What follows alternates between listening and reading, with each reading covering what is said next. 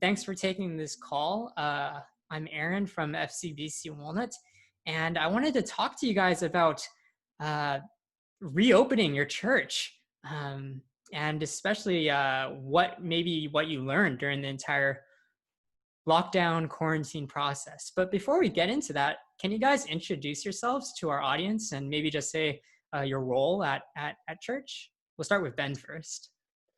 Yeah, so I'm Ben, and I'm the Associate Worship Director at Living Hope.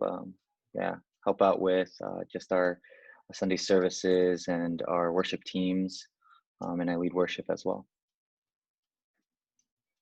My name is Curtis Lee. I'm currently the Technical Director at Living Hope. I serve to help with anything involving live streaming and just help moving forward with just the technical side of our services. And I want to say thanks again for jumping on this call. I don't know if we've ever done like a technology related like Zoom call or podcast for Soul, and so this will be a first. But I want to ask you guys, what was your online ministry like before the entire lockdown? It was pretty much, I guess, in the way that we're thinking about now, non-existent. A lot of our online ministry was pretty much re-uploaded sermons that people can reference on our website. We utilize, podcasts like with Spotify and Apple Music. And then we do have some social media engagement, but as far as like ministry and engagement and interaction, there wasn't really too much that was set up. Yeah. Curtis, did you anticipate any of these things, or was it kind of just the idea of like, yeah, we're gonna set everything up and it's just kind of after the fact? Yeah, it was, I mean, we kind of all joke about it. We had like a meeting on one Sunday, hey, this might happen. We might need to start live streaming our services. COVID-19 is getting a little bit big. And then we're like, okay. And then we were kind of like, it might happen for like in a couple of months. And then that same week on Thursday, we got like 4 phone calls like, hey, yeah, we need to do this Sunday. Whatever you had going, we need to do. I know we gave you 2 months, but we got to get it done by this Sunday. Yeah, that was crazy because that was the same week that the government released a shutdown order for California. Yeah, and that was kind of the same situation that we had at our church, where it was more just kind of like Sunday service happens on Sunday, and then we're going to capture the audio and the video, but that's just going to be for Monday morning or, the rest of the week to enjoy. How did you guys change things up and buckle down during that lockdown? Yeah, so I think, a lot of the credit goes to Curtis. I think he did a lot of work just on the back end, setting up just a lot of the equipment that we bought, looking into that, researching that. So yeah, I just wanted to be able to say that because I know he's not going to come out and brag about it or anything, but definitely Curtis has been a big help. And a lot of it was just kind of, facing the reality of things and going, this kind of needs to get done, and we all understood that, and we just kind of went for it. And I think we really thank our pastoral staff and elders who understood that it is going to take some equipment. It is going to it could be expensive to do something like this, and so for them to have to be on board with that and understand what it could potentially take, I think that helped out a lot with being able to just get things up and running. Yeah, Curtis, what kind of stuff did you guys exactly have to purchase or change from a technical standpoint?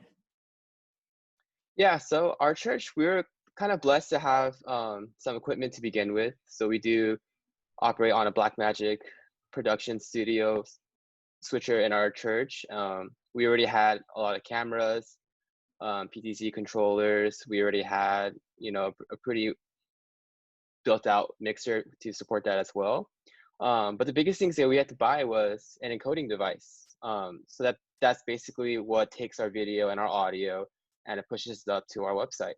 And we also decided that we also need, a better camera to capture our pastor when he's speaking.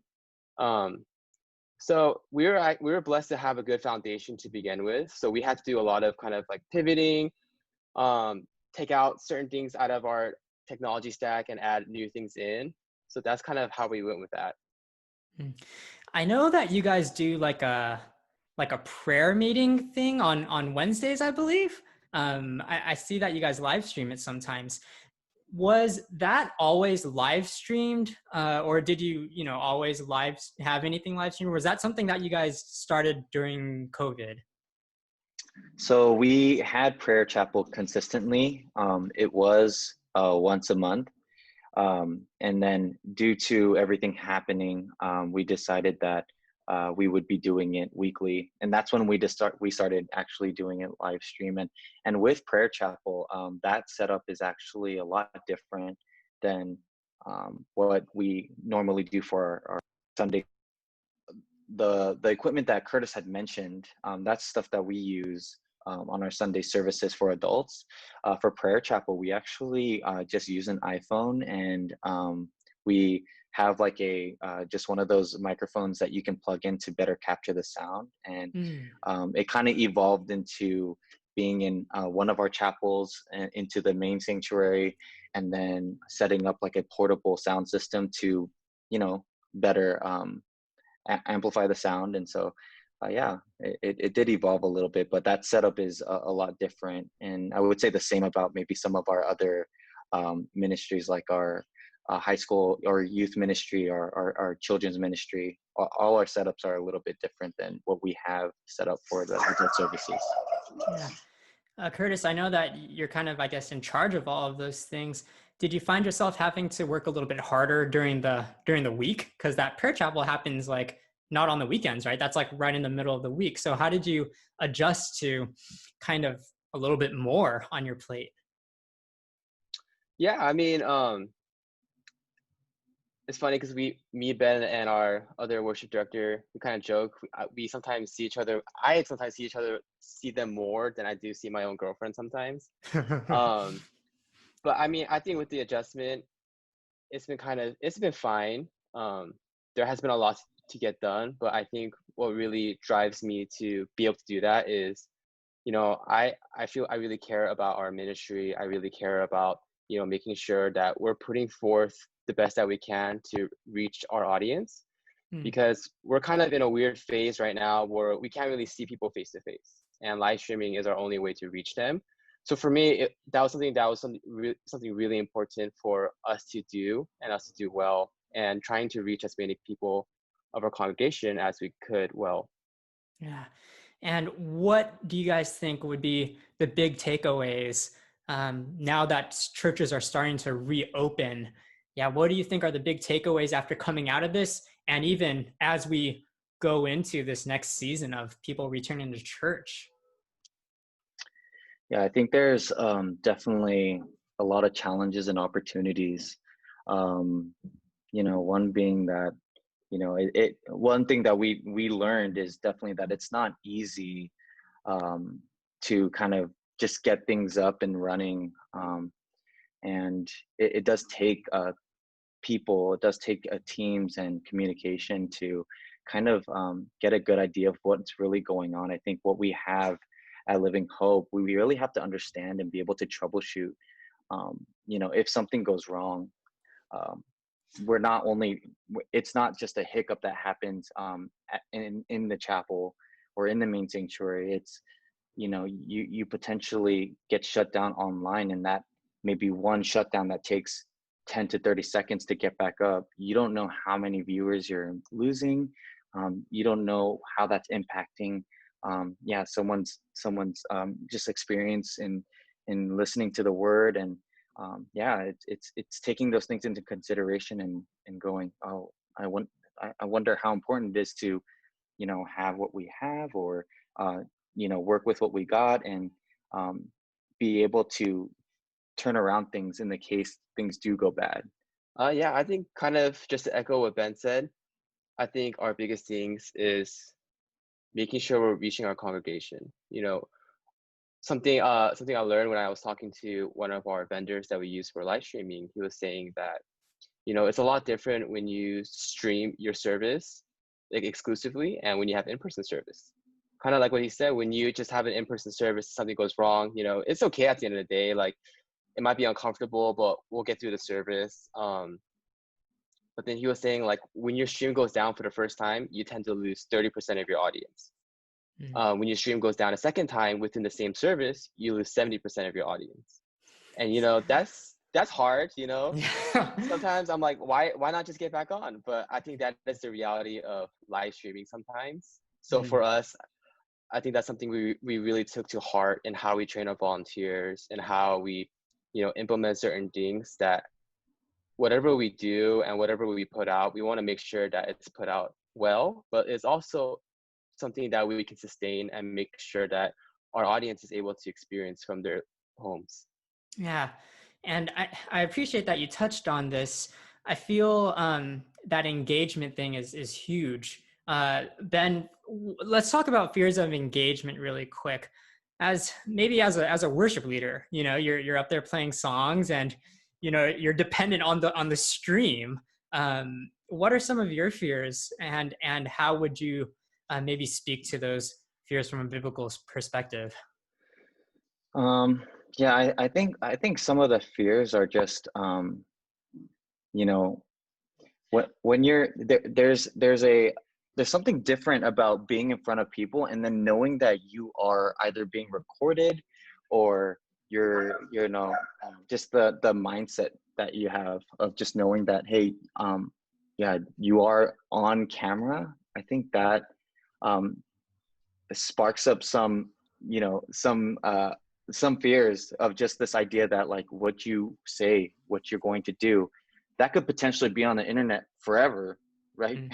Until someone takes it down, until you know, until it just goes away, right? So I think there's a fear that, you know, as a worship leader, maybe that is hindering how I would normally lead worship. How am I what am I saying to reach that person on the other side that I can't see how they react to me, how they, if they're raising their hands, if they're not, you know, if I introduce a new song, and do they like it, or is it speaking to our church right now, or, you know, I think there's just a lot of just these personal reactions that we sometimes forget help us to minister to our people as well in the moment.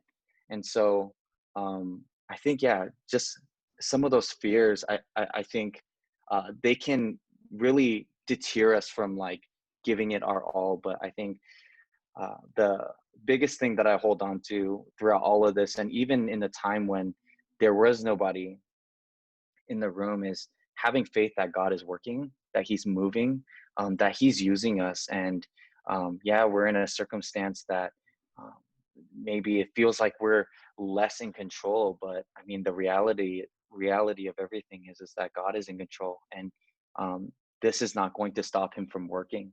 And so I think that would be my encouragement to those who fear that maybe live streaming could hinder you know, their ministry, but to not forget that, you know, we're all doing this together.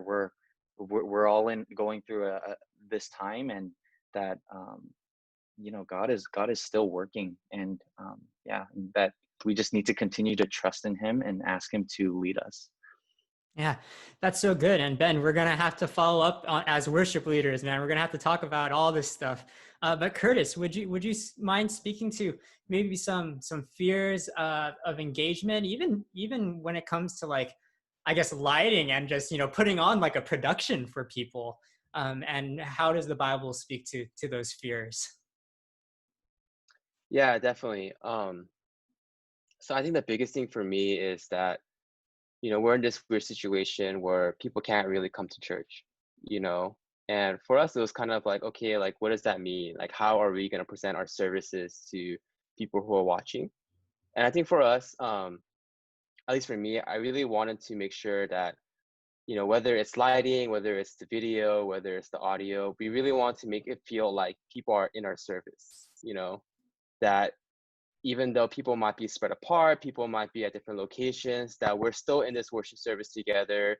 It's not too different than what we normally experience. Granted, you are watching it from home. So in terms of like audio, video, lighting, like that's something we really wanted to kind of craft and present to our congregation so that they can really experience worship in a way that, is very similar to worshiping in person, and in the same way of like the sermon and everything of that nature. So, one cool thing we did was during our sermons, we got a TV that our pastor can engage with and use that with slides. And we kind of use that as not a way just to show slides, but a way for people to feel engaged in the service. That's much more than just watching the stream, but it's something that they're engaged with as a community and as the congregation. Yeah, that's so good. And I did see a couple of videos of Pastor Steve with a TV there, and I thought that was great. I think on one of those videos he was at his own home too, so it was like perfect for him to do it. I just realized this, that I think as a worship leader, Ben, and as a AVL, Curtis, there's a lot of communication that needs to go on between these roles and the preaching pastor role. And I know that a lot of the SOLA audience are pastors. And so maybe to close this conversation, what words of advice or encouragement would you have for the preaching pastors, or even just, the lead pastor, as we seek to go into this somewhat uncharted territory? Ben, why don't you start, and then Curtis, you can close us out. Yeah, I think just going back to what I had said earlier, I think we're all on the same team. And Aaron, like you mentioned, communication is important. Being on the same page is important. And just working together towards whatever goals that your church is looking to do or looking to accomplish during these times. Working together to jump over those hurdles together. I think one thing that we're really blessed with is being able to have these conversations together, being able to communicate with, any of our teaching pastors, asking them what they're thinking of doing. So that helps us to prepare for just what we do on a Sunday morning. And I know that for maybe a lot of pastors out there, this is super stressful time because maybe it feels like there's not enough resources out there, or maybe the setup is, not quite there yet. But feel free to reach out to your other brothers and sisters out there who are doing this alongside you.